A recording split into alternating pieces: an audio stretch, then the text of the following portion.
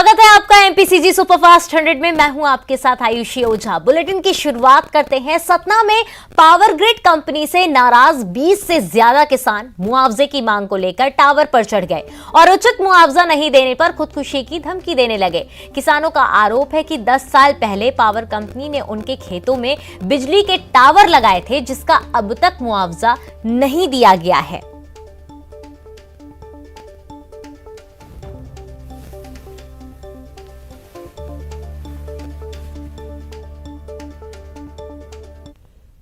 मैं टावर के बारे में बहुत लड़ा, 6-7 साल हो गए, मुझको मुआवजा नहीं मिला है। फिर आदेश दिया 6ठे साल मुझको कलेक्टर साहब कि जाओ तुम निराकरणी करा लोगे एसडीओ के पास, तुमको आदेश मिल चुका है। तो मैं गया था, एसडीओ साहब मुझको डांट कर उधर से भगा दिए है। मेरे को घर और कुआं दोनों का एक टावर का पैसा मेरे को 12 लाख रुपए चाहिए। उसी तार के कारण मेरा ये हाथ जल गया है और ये सीना भी यहाँ होल हो गया था। पूरा उसी तार के कारण मैं जल गया हूँ। मेरे खेत से 2 टावर लाइन बिछी हुई है और एक फेस मेरे घर के ऊपर से है। वृक्ष लगे हैं, कुआं है, ऐसे अब ही हूँ। नहीं चलेगा, नहीं चलेगा। सभी किसानों की जिम्मेवारी। और वहीं ज्यादा जानकारी के साथ शिवेंद्र हमारे साथ जुड़ चुके हैं। शिवेंद्र, क्या कुछ पूरा मामला है? देखा जा रहा है कि 20 से ज्यादा किसान मुआवजे की मांग को लेकर टावर पर चढ़ गए हैं। देखिए आयुषी, मैं आपको बता दूं कि बिंद्रनगर सिंगरौली से जो पावर ग्रिड से जो वो बिजली तैयार होती है, वो सतना जिले के सिद्धपुरा स्थित पूर्वी पावर ग्रिड से पूरे देश में सप्लाई होती है। इसमें हाई टेंशन टावर लाइन बिछाई गई है जो किसानों के खेत से गुजरी हुई है और जिनको उचित मुआवजा नहीं मिला है, वो किसान लंबे समय से आंदोलित हैं। लगभग 2 दर्जन किसान अभी टावर में चढ़े हुए हैं और आंदोलन कर रहे हैं, उचित मुआवजे की मांग कर रहे हैं। और पिछले 1 महीने से वो अनशन पे बैठे हुए थे, लेकिन की मांग पर कोई सुनवाई नहीं हुई। तो अब विवश होकर सभी किसान टावर में डेरा जमाए हुए हैं, वहां पे तंबू लगा के इस चिलचिलाती धूप में बैठे हुए हैं और मुआवजे की मांग कर रहे हैं। जी शिवेंद्र, अब आगे की क्या प्रक्रिया देखी जा सकती है? देखिए, जो किसान है वो आंदोलित हैं, वो किसी भी कीमत पे टावर से उतरने को तैयार नहीं है। उनका कहना ये है कि जान दे देंगे, लेकिन जब तक मुआवजा नहीं मिलेगा तब तक वो टावर से नहीं उतरेंगे। हालांकि प्रशासनिक अधिकारी दोबारा मौके पे पहुंचे हैं, समझाइश दे रहे हैं, लेकिन जो स्थानीय जनप्रतिनिधि है उनका भी किसानों के प्रति सहयोग दिलाया जा रहा है और उनकी मांगों को जायज ठहराया जा रहा है। अब देखने वाली बात होगी कि प्रशासनिक अफसरों की तरफ से जो समझाइश दी जा रही है वो कितना कारगर साबित होता है। तमाम जानकारी साझा करने के लिए शिवेंद्र आपका धन्यवाद। और भिंड से बड़ी खबर, अनियंत्रित यात्री बस पलटी, जिसमें 24 से ज्यादा यात्री घायल हो गए हैं। घायलों को पुलिस ने अस्पताल पहुंचाया है। भिंड से ग्वालियर ये बस जा रही थी। मालनपुर थाना क्षेत्र की ये पूरी घटना बताई जा रही है जहां पर ये हादसा हुआ है। तो भिंड से ये बड़ी खबर, जहां पर अनियंत्रित यात्री बस पलट गई है। 24 से ज्यादा यात्री घायल बताए जा रहे हैं।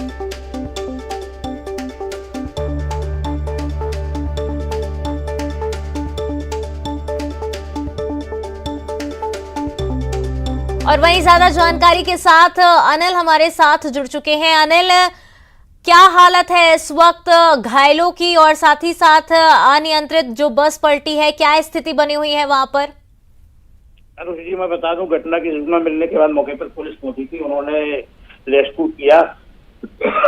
बस में अफरा तफरी का माहौल था। बस के अंदर जो यात्री चीख पुकार मची हुई थी, उनको बाहर निकलवाया। निकलने के बाद जो भी लोग घायल थे, जिन्हें उपचार के लिए अस्पताल भेजा गया है। बाकी की वहाँ मौके पर केरन भेजी गई है, जिससे बस को सीधा किया जा रहा है। अभी तक इसमें कोई कैजुअलिटी नहीं हुई है, जिसमें 2 दर्जन से ज्यादा यात्री घायल बताए जा रहे हैं। जो जानकारी आसपास के लोगों द्वारा बताई गई है, ये बाइक सवार लोग युवकों को बचाने के चक्कर में पूरा हादसा हुआ है, तो मालनपुर थाना क्षेत्र के बूटी को हुआ के पास। और पुलिस द्वारा बाकायदा पुलिस की लोग सराहना कर रहे हैं। आसपास के लोगों ने रेस्क्यू कर जिस तरह से घायलों को निकाला और उनको अस्पताल भिजवाया, बहुत ही सराहनीय है। जी, तमाम जानकारी साझा करने के लिए अनिल आपका धन्यवाद। तो देखा जा रहा है कि अनियंत्रित होकर ये बस पलटी और हालांकि 24 यात्रियों को चोटें आई हैं, वो घायल हुए हैं जिनका इलाज अस्पताल में जारी है। गुना में जज्जी बस स्टैंड के उद्घाटन करने पहुंचे प्रदेश के पंचायत एवं ग्रामीण विकास मंत्री महेंद्र सिंह सिसोदिया ने मंच से प्रधानमंत्री नरेंद्र मोदी की तारीफ करते हुए कहा कि जिस तरह से अकबर के दरबार में 9 रत्न थे और अकबर को रत्नों की पहचान थी, ठीक उसी तरह से पीएम के दरबार में भी एक सर्वश्रेष्ठ हीरा ज्योतिरादित्य सिंधिया है, जिसे पीएम ने खोजकर केंद्र में जगह दी है।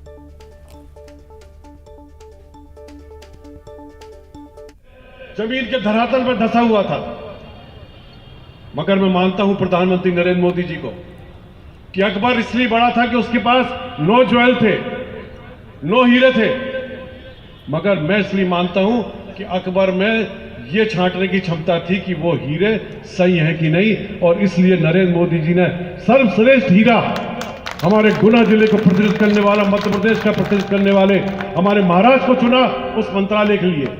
और आज मैं गर्व से सीधा हमारा चौड़ा हो जाता है जब हम प्लेन में जाते हैं और जब वहां यात्री लोग हमसे डिस्कस करके बोलते हैं कि सिंधिया जी ने यार क्या कमाल कर दिया नागरिक उड्डयन मंत्रालय को बनाने में। आज कितनी कनेक्टिविटी बढ़ गई है, हर जगह नए नए एयरक्राफ्ट आ रहे हैं, एयरपोर्ट्स बन रहे हैं, इसको कहते हैं काबिलियत में। और वहीं हमारे सहयोगी विजय हमारे साथ जुड़ चुके हैं। विजय, साफ तौर पर देखा गया कि महेंद्र सिंह सिसोदिया ने प्रधानमंत्री की तारीफ की। मैं बताना चाहूंगा हमारे दर्शकों को कि ज्योतिरादित्य सिंधिया 2 दिवसीय दौरे पर गुना पहुंचे हुए थे, जहां पर उन्होंने करोड़ों रुपए के जो योजनाएं हैं उनका शिलान्यास किया, भूमि पूजन किया है।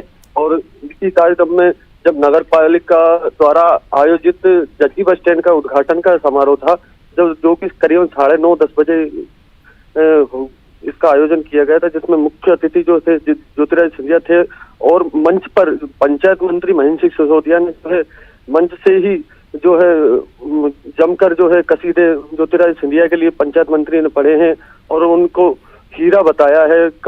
जैसे अकबर के 9 रत्न थे, वैसे ही नरेंद्र मोदी के मंत्रिमंडल में जो है ज्योतिरादित्य सिंधिया 9 रत्नों में से एक बताया है। तो कहीं ना कहीं एक बड़ा जो है बयान पंचायत मंत्री के द्वारा दिया गया है और कहीं ना कहीं प्रशंसा की गई है ज्योतिरादित्य सिंधिया की। 9 रत्नों में उनको शामिल करने की बात उन्होंने कही कि जैसे अकबर के पास 9 रत्न थे, वैसे ही प्रधानमंत्री नरेंद्र मोदी के पास जो रत्न है उनमें से एक रत्न जो है गुना जिले से आज जो है केंद्रीय मंत्रिमंडल में है और ज्योतिरादित्य सिंधिया उनका नाम है। जी आयुष जी, तमाम जानकारी साझा करने के लिए विजय आपका धन्यवाद।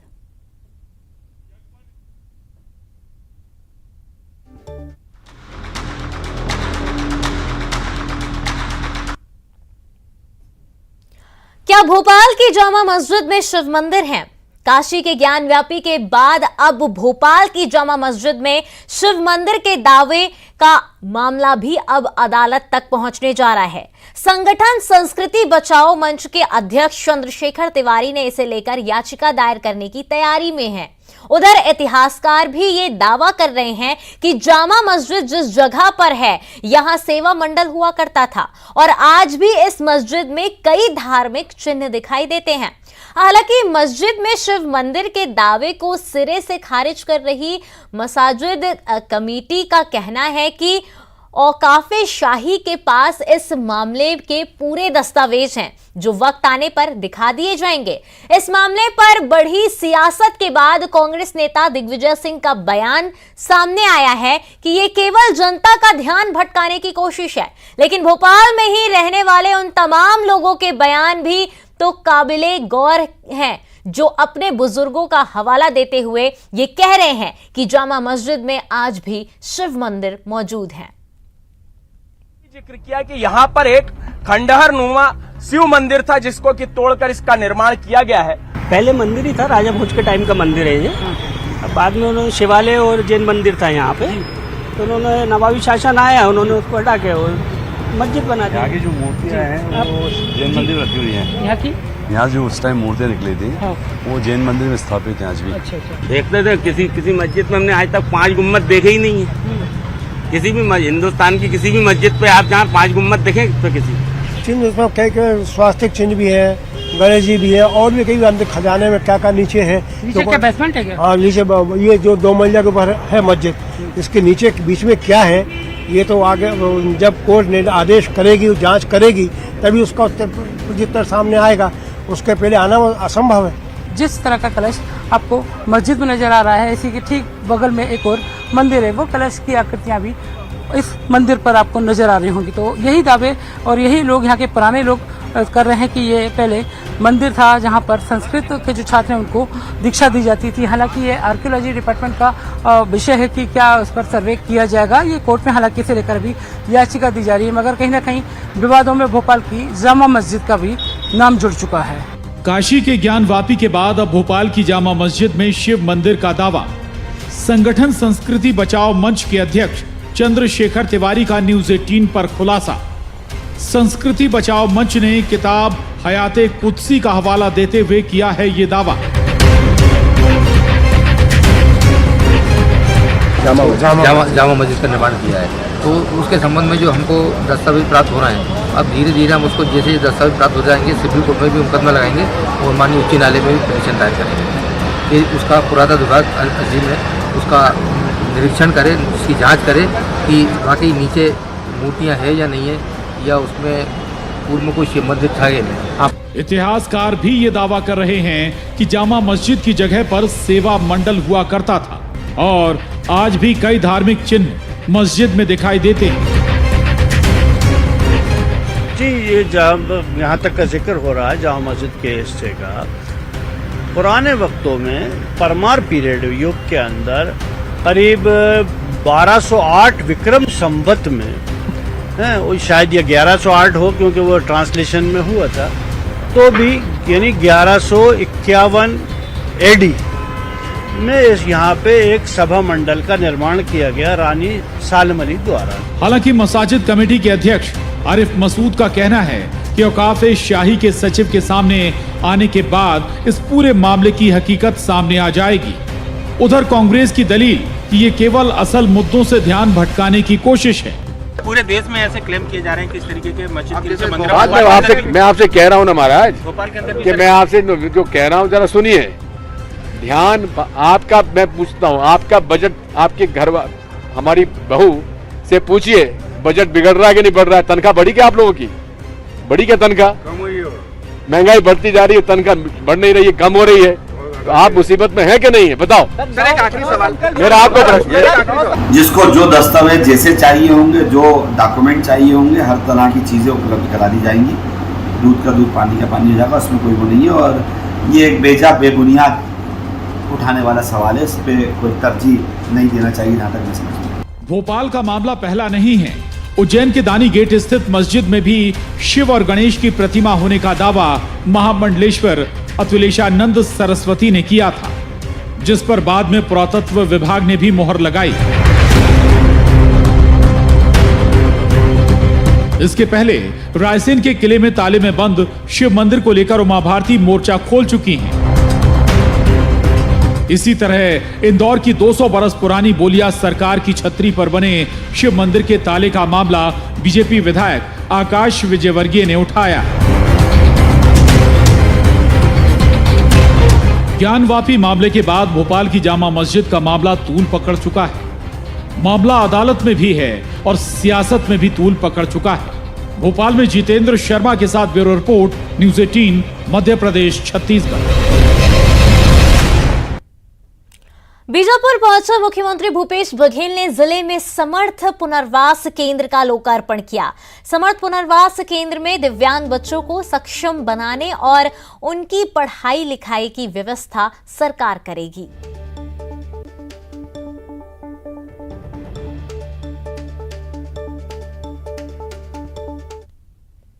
बीजापुर में मुख्यमंत्री भूपेश बघेल ने सर्किट हाउस में अधिकारियों के साथ जिले में विकास कार्यों की समीक्षा की। सीएम के साथ समीक्षा बैठक में प्रभारी मंत्री कवासी लखमा, सांसद दीपक बैज, मुख्य सचिव अमिताभ जैन, मुख्यमंत्री के सचिव सिद्धार्थ कोमल सिंह परदेसी मौजूद रहे।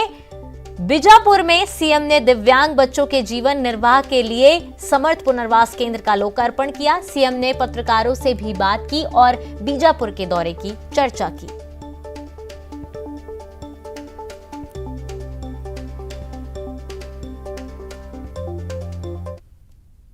मुझे इस बात की प्रसन्नता है कि इस भेंट मुलाकात के दौरान चाहे वो हमारे राशन कार्ड के वितरण की बात हो, चाहे राशन के वितरण की बात हो, चाहे सुपोषण अभियान की बात हो, चाहे किसानों की ऋण माफ़ी और धान खरीदी की व्यवस्था, लघु उपज की खरीदी की व्यवस्था, इन सबकी जानकारी हम लोगों ने ली है और मुझे इस बात का संतोष है कि सब ने कहा कि ये सब कार्यक्रम ठीक अच्छे से चल रहे हैं। कल दोपहर में हमारे नौजवानों के साथ मैंने भोजन किया और जो हमारी नीति है विश्वास, विकास और सुरक्षा, इसको लेकर जो हम लोग 3.5 साल से चल रहे हैं उसका अच्छा प्रतिसाद मिला है। नक्सली के आने के पहले यह पूरा बस्तर भूभाग धरती का सबसे सुंदर और शांत इलाका रहा है। इस बीच के दौर में बहुत ही यहाँ ये धरती खून से रंग भी गया था, लोग आतंक के साए में जी रहे थे। अब वो जनजीवन है वापस लौटने लगा है। मैं नहीं कहता कि नक्सलवाद पूरी तरह से ख़त्म हो गया है, लेकिन बहुत से ऐसे क्षेत्र हैं जो उनके प्रभाव से बाहर आया है। लोग अब सामान्य जनजीवन व्यतीत करने लगे हैं। इसका उदाहरण आप खुद दे सकते हैं कि यहाँ जो हमारी योजनाओं का लाभ लेते हुए जिस प्रकार से यहाँ चाहे सड़कें बन रही हो, तब चाहे स्कूलें जो बंद थी वो फिर से शुरू हुए हैं, उनकी बात कहें, स्वास्थ्य सेवाओं में हाट बाज़ार क्लिनिक के माध्यम से और जिला अस्पताल और PSC CSC के माध्यम से लोगों को स्वास्थ्य सेवाएँ दी जा रही है। और सबसे बड़ा उदाहरण बस्तर में हाट बाज़ार महत्वपूर्ण है इनके जीवन में। वो फिर से जो बंद हो गए थे, वर्षों से बंद पड़े थे, वो फिर से हाट बाज़ार शुरू हुए। मुर्गा लड़ाई भी शुरू हो गया है, कुछ जगहों में सुनने में आया है कि मुर्गा लड़ाई भी प्रारंभ हो गया है। तो इससे और बिलासपुर से बड़ी खबर, दुकानदार को सरेआम चाकू मारा गया है। दुकानदार की हालत गंभीर बताई जा रही है। लड़कों को दरअसल दुकानदार ने नसीहत दी थी जो कि उसको भारी पड़ गया। पुलिस ने 3 आरोपी को इस पूरे मामले में गिरफ्तार किया है। कोतवाली के संत कंवरराम मार्केट का ये पूरा मामला बताया जा रहा है।